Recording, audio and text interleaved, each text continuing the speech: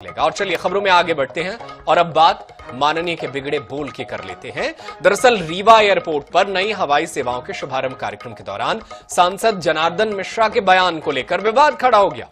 मंच से संबोधन के दौरान सांसद ने पेट्रोल में एथेनॉल के इस्तेमाल का विरोध करने वालों पर तीखी टिप्पणी की। उन्होंने कहा कि विरोधी पूछते हैं कि शुद्ध पेट्रोल कहां से आएगा और इसी दौरान आपत्तिजनक शब्दों का भी इस्तेमाल किया।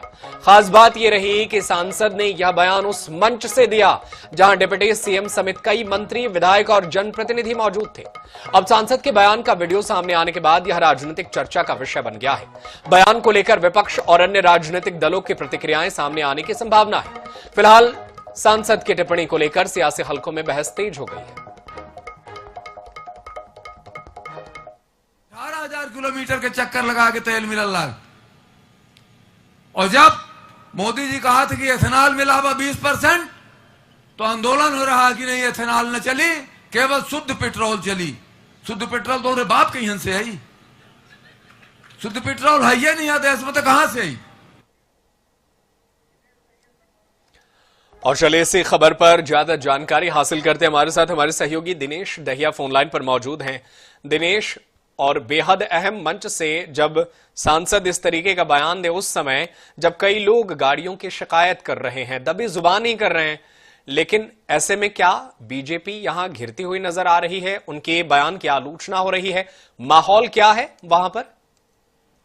जी बिल्कुल, आपको बताना चाहूंगा कि आज का जो दिन का रीवा के एयरपोर्ट पर 2 हवाई सेवाओं के शुभारंभ कार्यक्रम के दौरान रीवा सांसद जनार्दन मिश्रा के बयान को लेकर विवाद खड़ा हो गया है। मंच में बोलते हुए सांसद ने पेट्रोल में एथेनॉल और इस्तेमाल के विरोध करने वाले डिप्टी में टिप्पणी करते हुए उन्होंने बयान दिया है कि इथेन जो पेट्रोल है तो जो मिलाया जाता है उसको जो विरोध कर रहे हैं तो उसके क्या उनके बाप के यहाँ से लाएं, ऐसा करके उनका शब्द का ये आया है, बयान सामने आया है। अब इसमें कांग्रेस जो है इसको हाथे में ले ली है और जमकर किरकिरी हो रही है और रीवा में जो राजनीति की गलियारे हैं उसमें अब ये जो वीडियो वायरल हो रहा है इसमें अब चर्चा का विषय बना हुआ है। जी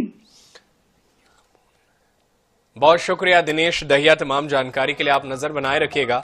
तो सांसद ने इथेनॉल पेट्रोल को लेकर के ये बयान दिया है और वो कह रहे हैं पेट्रोल को लेकर कि देश में पेट्रोल नहीं है, ऐसे में इथेनॉल वाला ही पेट्रोल इस्तेमाल करना होगा।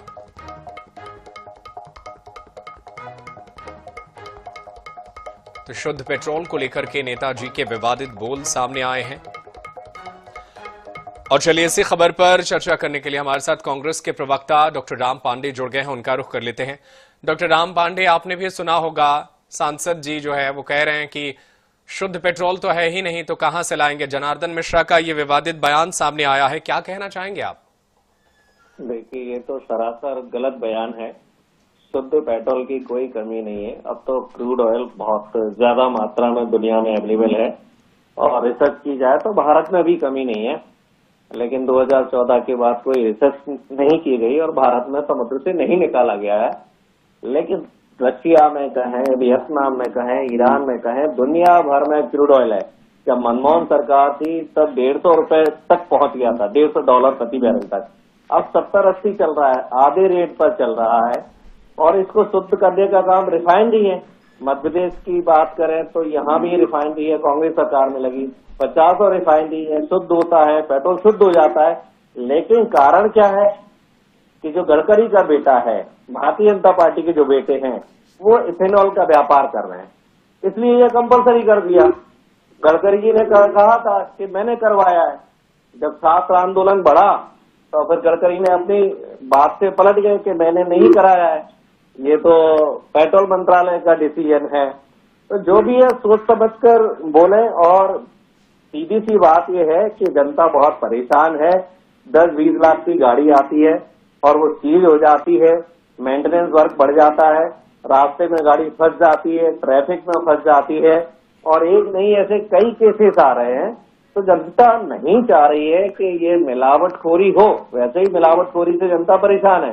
तो आप जबरदस्ती क्यों मिलावट कर रहे हो, जबरदस्ती क्यों जनता के ऊपर ये थोप रहे हो, क्यों जनता की गाड़ियों को आप जाम कर रहे हो, क्यों मेंटेनेंस का खर्चा बढ़ा।